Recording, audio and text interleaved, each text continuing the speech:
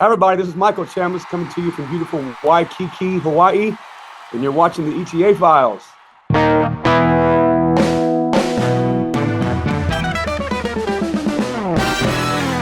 Ladies and gentlemen, thank you so much for joining me this week on ETA Files. Happy Thanksgiving. We have a special guest all the way from over in Hawaii right now, the one and only Michael Chambliss. How you doing, buddy? Doing great, Ryan. Good to see you, buddy. Happy Thanksgiving. Yeah, happy Thanksgiving to you, man. So you're here on ETA Files. We've had a little bit of trouble. Nothing of your fault, just sometimes internet signals aren't strong enough and whatnot, but we finally got you. Where are you at right now? I'm actually right here at Rock-A-Hula at the Royal Hawaiian Center. It's where I perform nightly, 6 nights a week, every night, but Friday nights we do a 7:40 show. We do a 5 o'clock luau. It's a beautiful theater, holds about 700 people, and I'm actually in the VIP green room. Very cool, man. And this is with Legends in Concert, correct? They are part of it, yes. That's a partnership, with Rock-A-Hula. Awesome, man. Awesome, man. So, I like to have guys on. It's funny because I've known you for quite some time. But I like to have the guys on and just kind of find out their backstory. I mean, everyone has a different one and it's always interesting. And so how did you, Michael Chambliss, get into this Elvis world? I know you've been a singer, I guess, most of your life. So give us a little bit of your backstory so we can know a little bit more about you. Well, I grew up actually a fan of a lot of different styles of music. There was a lot of music in my house, a lot of gospel music. I listened to a lot of the quartets growing up, the Southern Gospel quartets, but my mother was a huge Elvis fan. But my brothers, they were listening to like Journey and the Eagles and Bon Jovi. And so music was always a big part of the house. But to me, I always found myself, there was something about Elvis's music, that could just soothe the soul. And of course, he had the great gospel songs as well, which I loved. But out of college, I had the opportunity to join a professional gospel group and start traveling. So I moved to Nashville in 1999, I think. Was going to work at Opryland, but Opryland closed about 2 weeks after I got the gig there. Right. They closed the park. So I thought, oh, shoot, well, there were my dreams of being an entertainer, but then joined the gospel group. And we found our way to Branson, Missouri, and got hired by Silver Dollar City to be the resident group there. And that's where I started going to see some of the shows. And one night decided I'd go see Legends in Concert. I heard about this guy named Tony Roi. Oh, yeah. That was supposed to be the man, and so I wanted to see the man. Yeah. And I tell you, I didn't know what to expect at first, but it was a great show. And Tony put on a heck of a, Tony. Yeah. He put on a heck of a show, and I enjoyed it. And I started going a lot and started kind of, they had some ETA festivals back in the day there in Branson, and some of the guys would come to our show. I was in a show called Pierce Arrow out there in Branson for a while. I joined that group and sang with them. And so started going to some of the festivals and met John Stewart somehow, some way. He remembered me.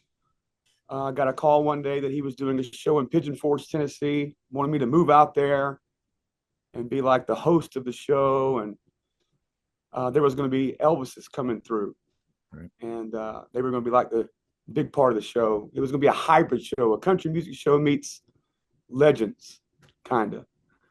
Yeah. And so I moved to Pigeon Forge, took the chance there and spent 10 years out there. And kind of had a front row seat of watching some of the best ETAs there was. I mean, we had Sean Clush, Kevin Mills, Dwight Eisenhower, Cody Slaughter came through there, Johnny Fortuno. That's how I ultimately made my way to Hawaii, was by that connection. Yeah. So it's been a long, winding road, Ryan. Yeah. Isn't it funny how that all works out, man? How one thing will lead to another, or one road will, or one relationship or whatnot will open up the next door and whatnot. You said something a long time ago, and we were just, I think we were just talking very casually, and you made a comment, and it's something I've always remembered. You said, it's a lot easier to have friends in this business than enemies. That's right. Yeah. And That's it's, exactly right. And I was just telling Becky, who I work for out here, a story about when I first met you. I was sort of new too, but I'd already been in the Ultimate maybe 1 or 2 years. mm-hmm. And you had stepped away from the Elvis world for a while and did the movie, and then you came back. And I remember when you came back, I guess maybe the it changed some. Maybe the industry had changed a little bit. Yeah. And even though you had done so much, now you were the new guy coming into the Ultimate. And I remember a lot of the guys were a little bit intimidated that Ron Pelton had entered the Ultimate and was going to be there. And I remember we all got on the bus for the first time to go somewhere, maybe to the Pyramid, yeah, do a meet and greet. And you were sitting by yourself. And I went and sat down by you and introduced myself. And yeah. And the first thing out of my mouth was, I think, oh, my mom loves you. Yeah, I remember that. Yeah. I was like, well, my mom loves you too. That's funny. Yeah. Yeah, I oftentimes talk about that first Ultimate. And just like you said, kind of getting back into it, kind of like all of a sudden the new guy. And honestly, just a little out of my element because I had stepped away from it for so long that, I kind of felt like a fish out of water. And so I didn't know the guys and everything else. And things had kind of changed in the business. But I remember going through, my mom was really excited, and she was like, going through all the different people on the website. And I remember her talking, she gives her opinion, on her evaluation, on everyone. Yes. She's like, oh, this guy looks really good. This guy looks good. I don't know about him. I don't know him. And then she came across you, and she was like, and she was doing like, she would go and like get a YouTube video and listen to him. And I remember her saying, oh, I really like that Michael Chambliss. I remember meeting her for the first time too. Oh, that's awesome. Yeah. That's awesome stuff, man. So let's kind of narrow this down to some years. When you first moved to Branson, and you were at Silver Dollar City singing with the quartet, about what year was that? That was in the year 2000. Okay. So I moved to Nashville in 99. And we just were mainly touring everywhere. We went to Switzerland. We went everywhere. I was home about 2 or 3 days a week. And on Wednesday, we'd go get on a plane or a bus, meet a bus and head out. And Silver Dollar City heard that, they, knew that Opryland had closed. And the group that I was with used to be the host group there, the Cumberland Boys at Opryland. Right. When Silver Dollar City thought that they might could hire us to come and perform at the park, they called the owner, and I think he said no a couple of times, and finally was like, would you guys like to move to Branson and be stationary and not travel as much? And I was like, well, let's give it a shot. So we went out there and did a little run to see if we liked it. And I fell in love with Branson. I didn't know what to think at first. I had a different concept of Branson. Yeah. A lot of people say Pigeon Forge and Branson are the same. They're not really. I mean, there's some things, but kind of a different thing. You see a lot of the same things. Branson has the lake and Pigeon Forge has the mountains. Yeah. And then Myrtle Beach has the ocean. They're all three kind of really similar with the same things that you see: water parks and restaurants and buffets and theaters, live music theaters. The thing I notice about Pigeon Forge versus Branson is Pigeon Forge is kind of a little bit more of a modern feeling town. You guys got more it's newer, restaurants and whatnot. Excuse my kitty. She likes to come in and be part of the interview. What about then whenever, so you probably saw Tony Roi early 2000s, I'm assuming. It was the year 2000, yeah. Yeah. Maybe late 99, we may have went and done a little run there. I can't remember when the first run was. In fact, it might have been late fall of 99. And then we went for our first big long run, I think, in 2000. Right. So I probably didn't see Tony until 2000. Yeah, I don't think I went and saw many shows. Tony was something else, man, back in the day. I'll tell you what, you say what you want, man. The dude was an amazing vocalist. He had flair and charisma, wasn't always doing Elvis. He freely admits that. He loved Tom Jones and so many other people, and it showed. But man, you talk about an entertainer with a voice. He was it. I know. He had it. He just kept everybody right there. I was always captivated by that. Yeah. I would just sit there and watch. And like, how is he? And there would be some people, honestly, they would get up and leave. Yeah. But the bulk of them, they would. You could see him looking around his first song or two. You know, when he would come out and do his C, baby. Yeah. You know, his boobs and just shaking in the water, drinking the water, turning around and drinking the water and making a spectacle. Like it was like Tom Jones, Engelbert Humperdinck, and Elvis mixed into one entertainer. Yeah. It cracks me up just thinking about it, man. Yeah, it cracks me up thinking about it. And what was awesome about Tony, I saw Tony, man, early on. You remember the Syndicate? Have you ever played at the Syndicate in Newport, Kentucky, just south of Cincinnati? I've heard of it. Okay. I may have. Yeah. I feel like I have. I saw Tony Roi there, man. This is like just a few months after I had started, knew nothing about the business. Knew Tony was with Legends in Concert. And I think at the time he was in Atlantic City, but man, went down there and saw him, and it ruined me. You know, because I said, I don't, before that, I was like, I don't know if I am fit for this business or want to be in this business. And I saw Tony Roi and I was like, that's what I want to do. You know, I want to be an entertainer, and man, yeah, he ruined it for me. Yeah. Now you inherited the Captain Crunch outfit, didn't you? Yeah, man. Yep. Yeah. That's Is that still around somewhere? Man, I don't know whatever happened to it. And to that this was day, the suit you had on in the magazine. Yeah. I'm just telling that story. Yeah, that was a shot at the old IP in Imperial Palace in Vegas. I was out there performing, and these people just got a hold of me, and they were like, "Hey, we want to come in and shoot you for this whatever anniversary of Elvis." And it was like the biggest photo in it. It was this big, you know, it was great, silver Elvis edition of TV Guide, and they walked around and followed me, and yeah, it was a really cool experience. But like, I don't know why. I was just the right guy at the right place. You know, it was dumb luck. But yeah, that photo and the Captain Crunch suit, that's what we ended up calling it, because it had the epaulets, you know. But man, that thing was, Tony Roi gave that to me, man. And how about that? And I remember some footage of him doing it in Atlantic City. He's got that suit on doing Suspicious Minds, I think, on the internet, on YouTube or something. Yeah. And if you've ever heard about the notorious contest that happened up in Canada, where they were given, like, I don't know, massive prizes. And I think Sean Clush got first. Trent Carlini, I think, got second. I think Tony Roi got third. But all these, I mean, you had all those guys in the contest, okay? And it was massive money. And Dan Lentino was part of that. And I think that's when he first met Sean and everything. And of course, that relationship, you know, went on for many years. But during that contest, Tony was wearing the Captain Crunch. And I think it's awesome, man. And you can go find some of that footage, and he is just moving just he never quit. I know. Yeah. Yeah. And he start doing that arm swing, you know. Yeah. Oh, never quit moving. Even on a ballad, he could figure out how to dance to My Way. Yeah. Never could figure it out. Yeah. Yeah. And I love like, you know, and it's just so Tony, he would always sing the wrong words, and make it his, you know. Yeah. Like 7 lonely days and a dozen times ago. Yeah. Yo, yeah.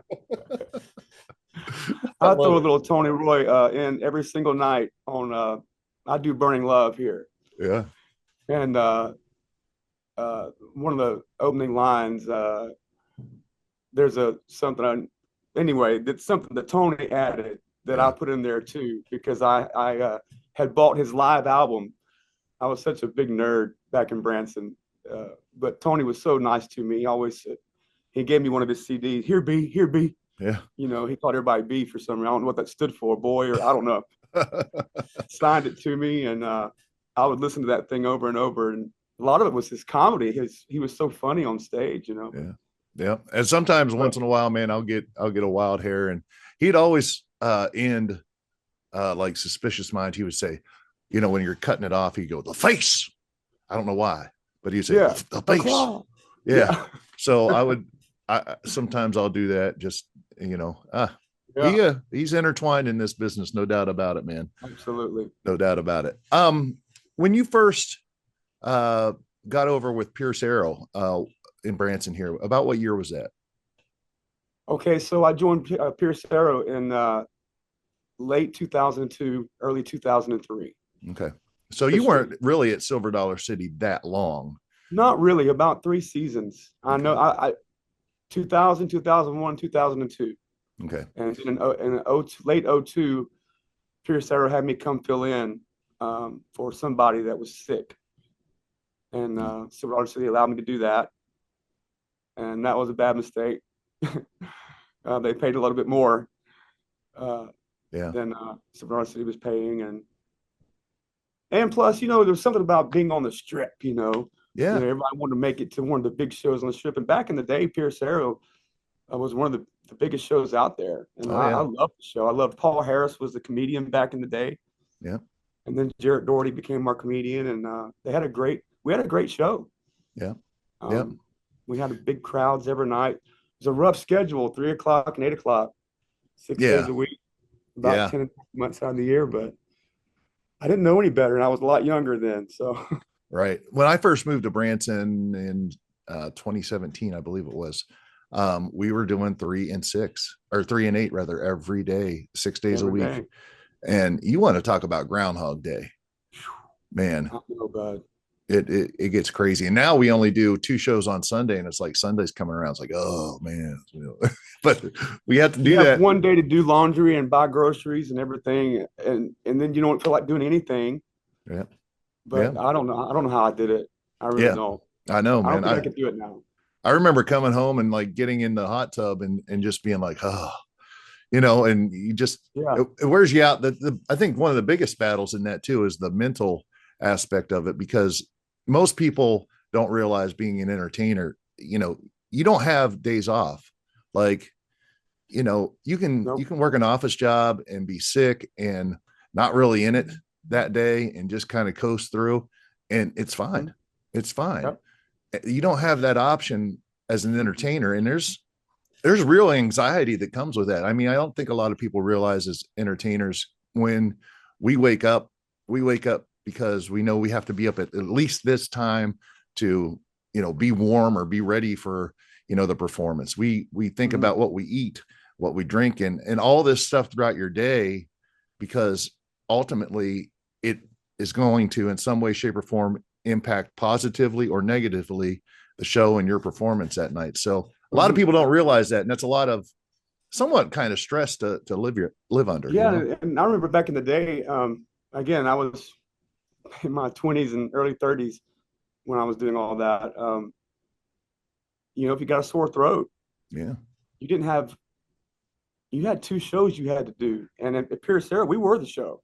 Yeah. We were on stage most of the whole show, and they had me sing a lot of the higher parts in the quartet. And I remember if you got sick, man, you just had to, pray your way through it. And and also, as an entertainer, yeah, I found out that we work when most people are off, like all holidays, Yeah. Thanksgiving, Christmas, 4th of July. Yeah. That's when we're expected to be on our, everybody else gets a vacation and we have to work, Yeah. We were only off in January, and what was there to do then? So Right. I think I was talking the other day, in 28 whatever years of doing this, I think I've had like 2 Thanksgivings off. And part of that is just because I've been blessed to work with Legends in Concert, and they work on Thanksgiving. But yeah, like this will come out on missed Thanksgiving, a lot of birthdays, missed a lot of anniversaries, missed a lot of, unfortunately, funerals. I mean, there's just a lot of things that that you can ask your boss off for, and you can't. If it's immediate family or if it's this, that, but there's other times you want to pay respects or go because your friends are getting married, but you just can't do it. You can't sacrifice the show for that.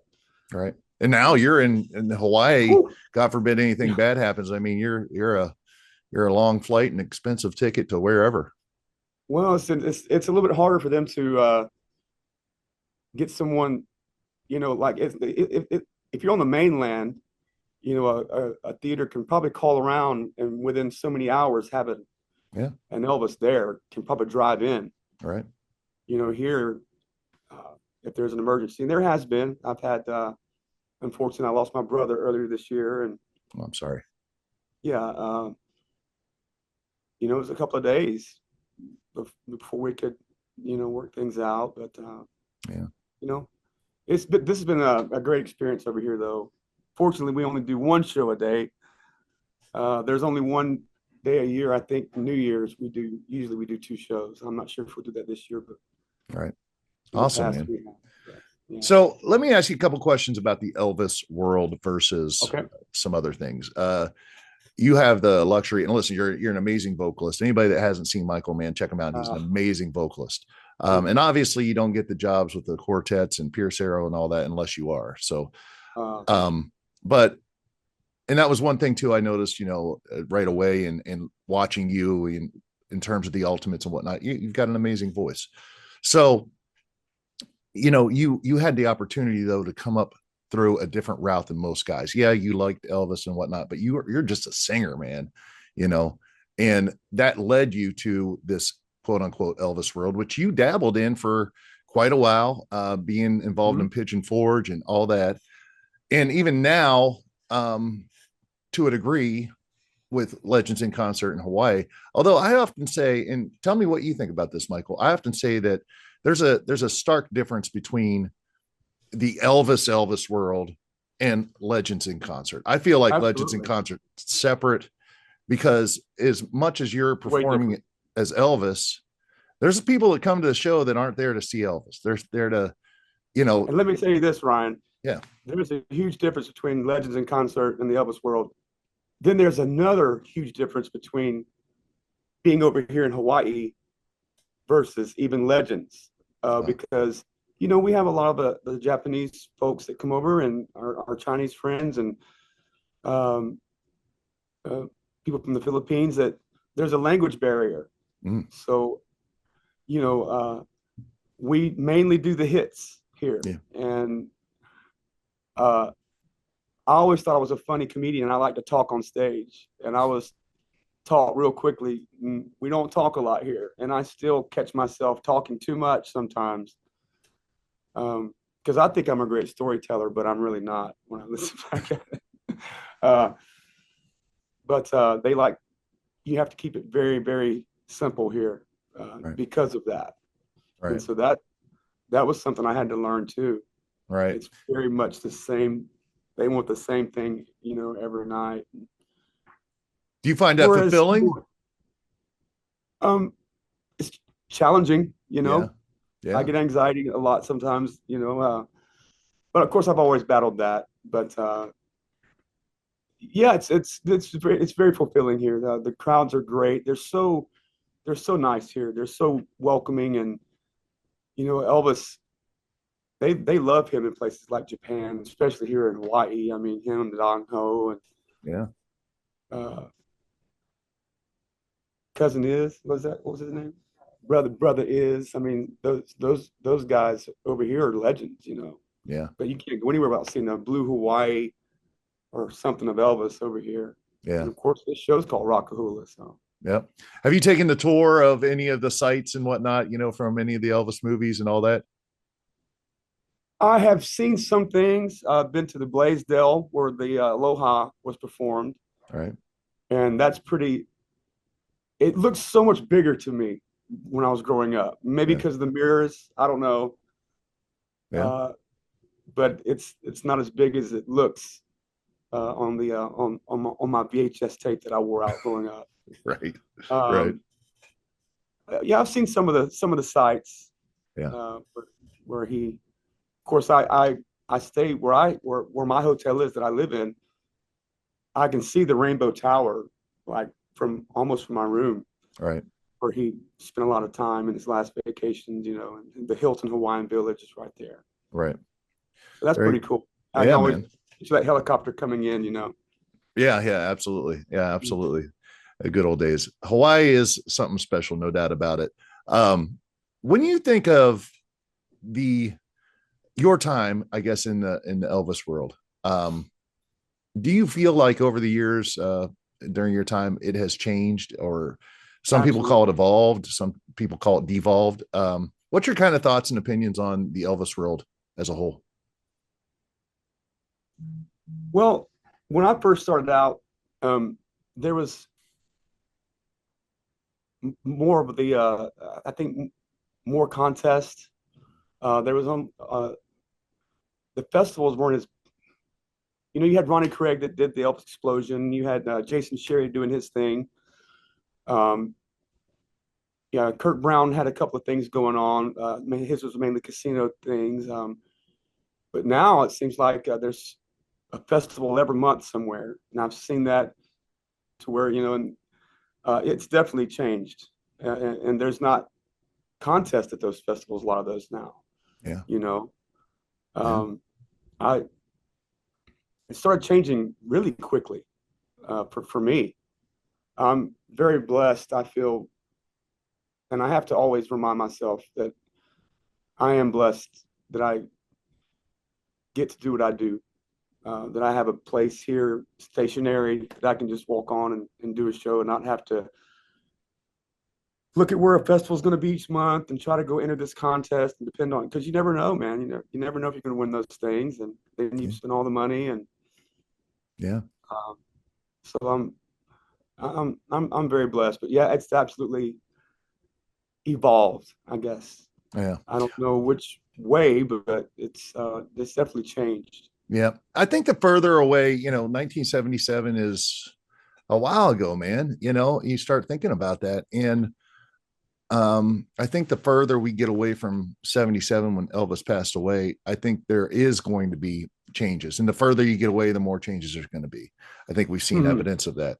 And, the truth of the matter is, there's a younger generation coming in who sees the world different than maybe we did, who Mhm. from the first day that they can remember, they had YouTube, they had all these other things. They didn't have the VHS tapes that you wore out. Mhm. Um, and so I think that there's just a different approach. I'm not saying one's right or wrong, because I certainly don't want to be the old man, get off my grass kind of dude. Yeah.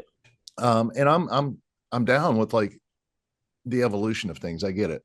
Well, when I But it, started, they were passing around VHS tapes. I remember Will Stiles yeah, had a huge collection of just VHS tapes of Elvis footage of him on, which is now you can just type it in on YouTube, yeah, Birmingham, Alabama, 1975 or whatever, and you just pull it up. And if you want to look at a song and see what moves he did there or what he was doing, um, I think I think the industry, in a way, a lot of guys watch a lot of the other guys now more.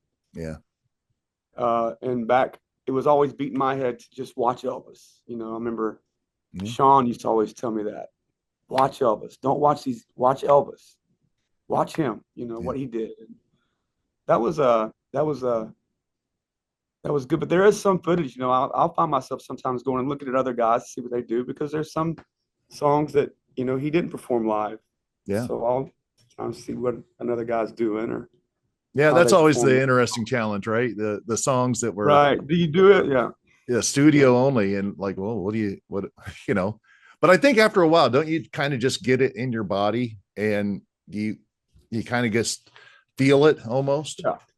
Yeah. You try to. I did a private gig not too a couple of weeks ago. Um, I was blessed enough to be asked to perform for the owner of this theater for his birthday, and he had on a dinner cruise, and there were some songs that he requested that Elvis didn't do live that I Right. could find. Like "Always on My Mind." There were some other ones, and so I had to, yeah, kind of like just picture in my head what he might would do Yeah. and how he would perform that song, and yeah. Yeah. It's an interesting world of the being an Elvis tribute artist, to say the least. Yeah, it is. What's your favorite memory of being an ETA? Anything special that happened that like really kind of um, crystallized? Like this is so awesome. Ron, I'll tell you what happened. When I was about 8 years old, me and my family went on vacation to Pigeon Forge, Tennessee. And there was only about two or three live music shows. and they had a show there. I can't remember the name of the main show, but at 10 o'clock at night, a guy by the name of Ronnie Speaks. I don't know if you remember him or not. I don't. He was. This was like this was in the 80s. This was a long time ago. You know, and we went and saw him. And I remember sitting there as an 8-year-old child, 7 or 8, and we stayed to watch the Ronnie Speaks tribute to Elvis show. And I'd say it was like 1984. I mean, it was a long time ago. And he came out, and he had the belt and the cape, and here I am, a huge Superman fan, and now I'm finally seeing Elvis, kinda, you know. And I sat there in my little chair that night, and I prayed this prayer. I said, God, one day I would love to do what that guy's doing. Wow. And then fast forward to like 2000 and maybe 12, 11, somewhere in there. I'm in Pigeon Forge, Tennessee, and Ronnie Speaks, who passed away on my birthday the very next year, he came to the show and saw me perform as Elvis, and I got my picture made with him. I was at Memories Theater at this time in Pigeon Forge performing as Elvis there. And so I finally got to meet the guy that I saw for the very first time when I was 8 years old, and I befriended him and his wife, and they would come and watch me, and then he passed away on my birthday, May the 4th, 2016 or something like that. Yeah. Wow. But that was a very cool moment, looking out and seeing him in the crowd and remembering back as an 8-year-old child watching him. And now here he is. Yeah. And, you know, one day I'll be sitting in the crowd watching some young kid, you know, and that maybe saw me when I was a young guy, you know. Yep. May the 4th is your birthday? May the 4th. So may the 4th be with you. Big Star Wars fan, I guess, right? Yeah. Yeah, well, not as big as you. Man, I used to be a massive Star Wars fan. And then just, you know, I hate to say it, but man, Disney took over, and it just, like stories I can't say anything about it now. Yeah. It's like it started not making sense, you know, like logical sense. And it was very disappointing to see. I'm a huge Superman fan. I went and saw the last Superman, and I couldn't tell you anything about the movie. Yeah. Yeah. Yeah. There's a moment in time where, you know, characters and stories actually matter, and maybe special effects are awesome, but like that shouldn't be the story. Yeah.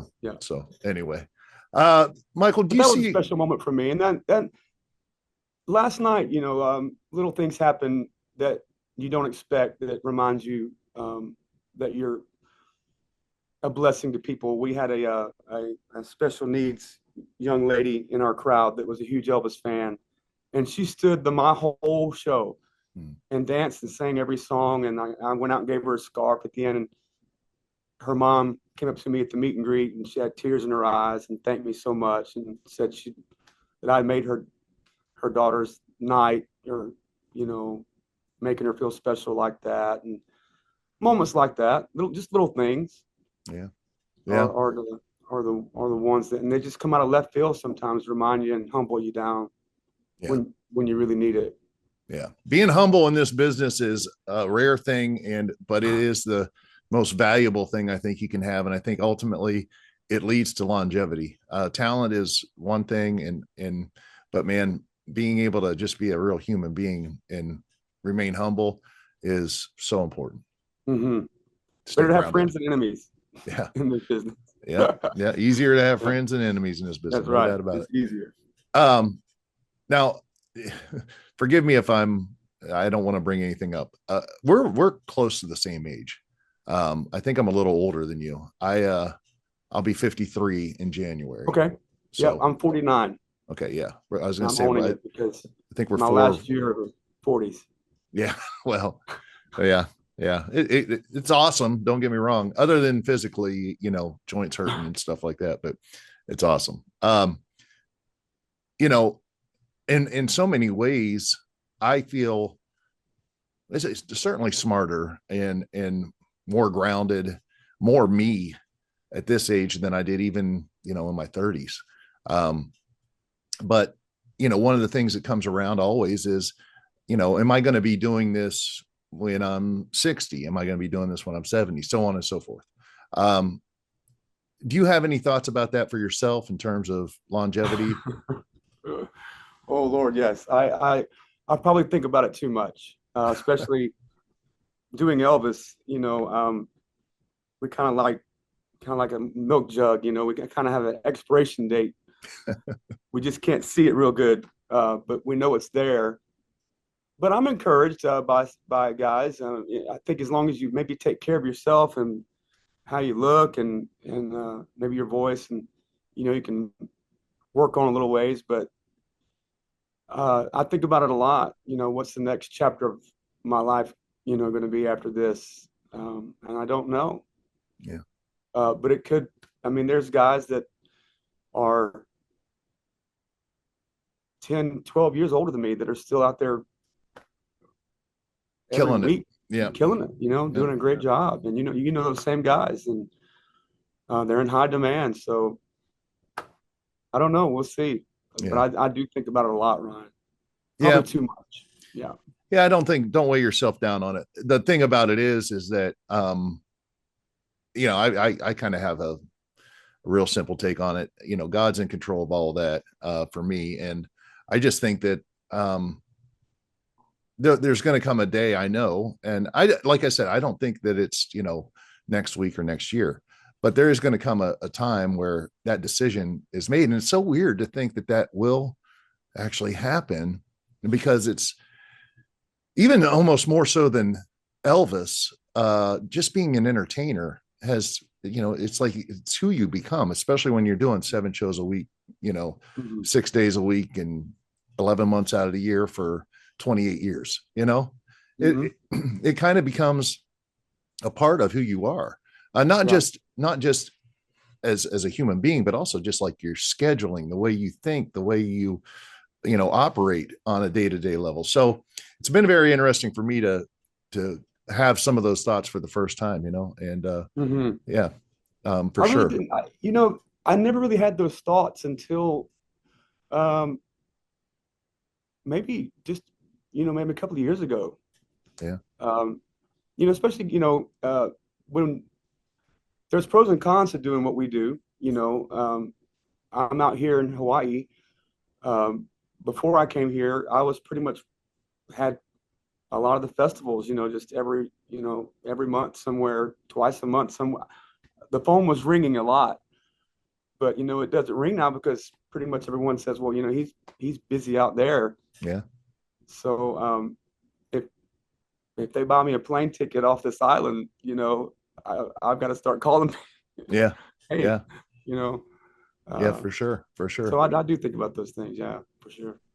So do you foresee, how long have you actually been in Hawaii now? Well, this go round, I've been here a year now. I got here in the end of October of last year, but I did my first little trial run here in March of last year. Yeah. Did and you like it? What's that? And you like it? Love it. Yeah. Yeah. I do. If the opportunity was there, do you foresee yourself staying in Hawaii for as long as you can? I hope so. Yeah. That would be great. You know. And what do you see? Like, do you ever see yourself someday just retiring and living the rest of your days in Hawaii? Oh, I don't know about that. I don't know. That's another thing I think about too. It's actually, you can get very spoiled over here.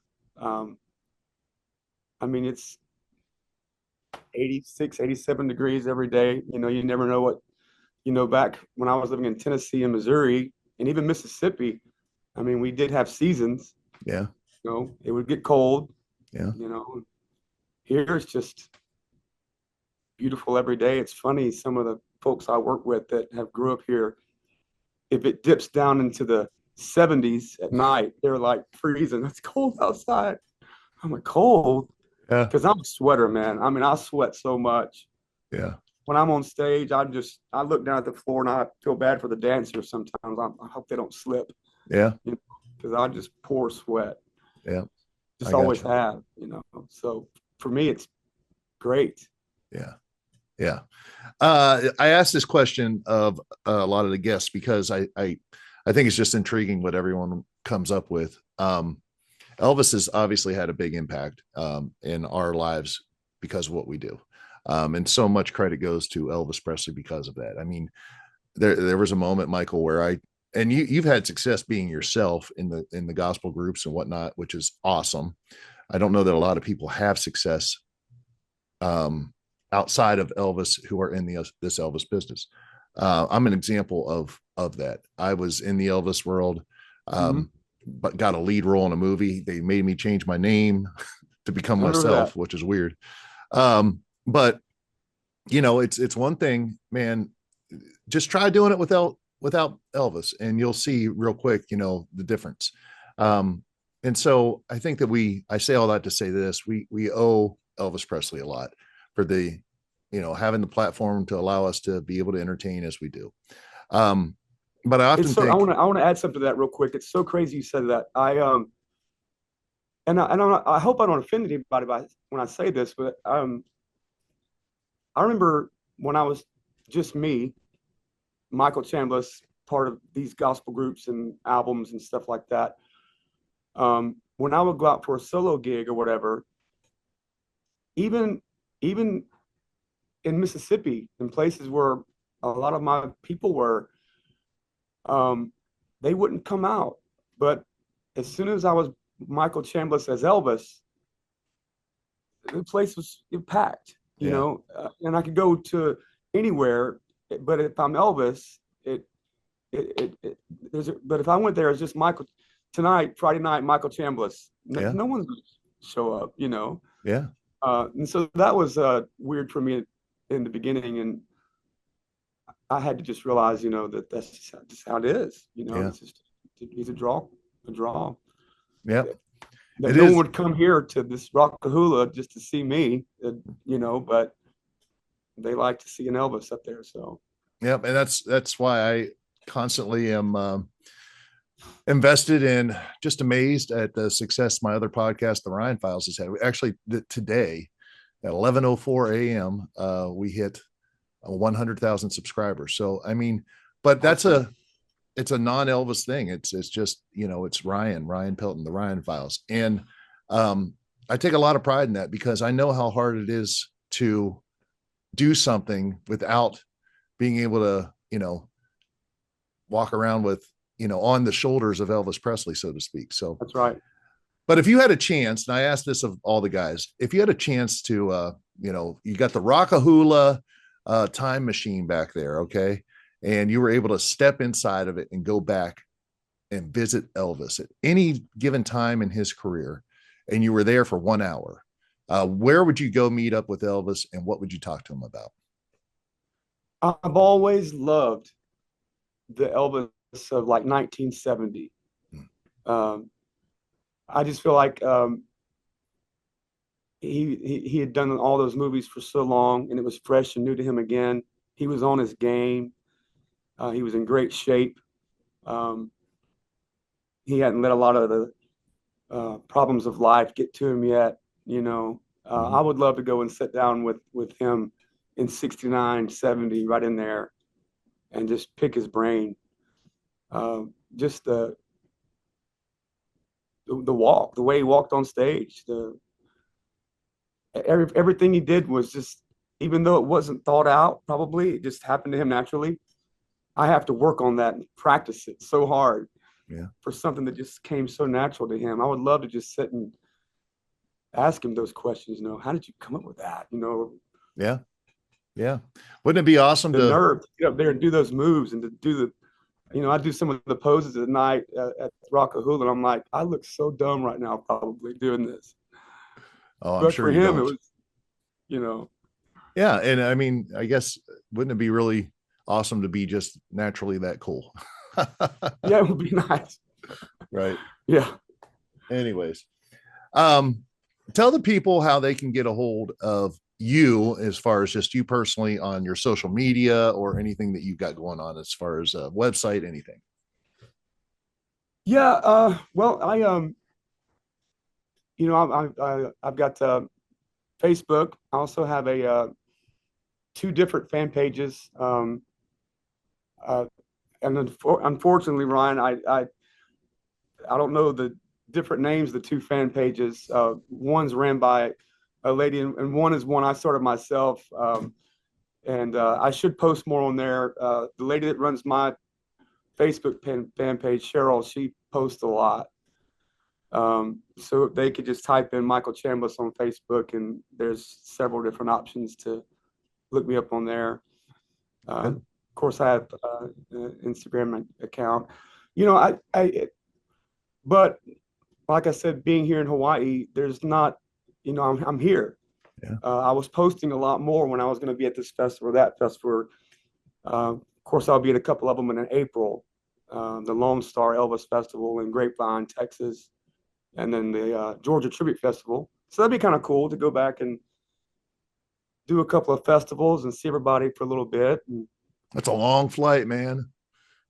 It's a long flight. Hawaii to Georgia, Lord. I'll have sand in my socks. Yeah. When I get there. Yeah. Yeah. I'll fly into New Orleans first and visit the family, and then travel around a little bit, and then hopefully they'll have me back here. Yeah, that would be awesome. And how do people find out about the show that you're in Hawaii right now? It's very simple. You can go to Rock-A-Hula Awesome. And that's got the show schedules on there and how you can purchase tickets. We offer luau and the show, or you can just do the luau and just the show. There's a lot of different options, and the company I work for over here is a great company, great people. They actually have a dinner cruise that they do at night that's awesome, and they also have an island tour. They have some buses that go around and show you all the sights of the island, and they also have Rock-A-Hula here. Yeah. So it's a great company to work for, and they've been very, very, very, very good to me. Yeah, that's awesome, man. Enjoy a lot. I'm so happy to see that you're finding success out there, and that you're just keeping on. You're one of the rare talents. That nice guy, amazing voice. And man. I wish you nothing but the luck. Best of luck, man. I appreciate it, Ryan. I appreciate you asking me to be on the show. I've watched it so many times, and it was an honor, man, really. No, I appreciate you.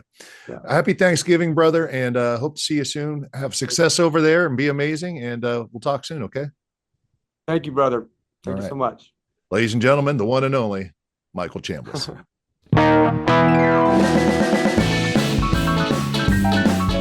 Thanks for tuning in this week to the ETA Files.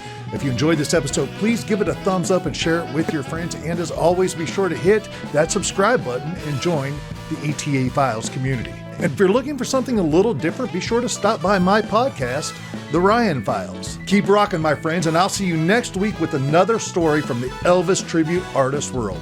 In the meantime, check out these video links below.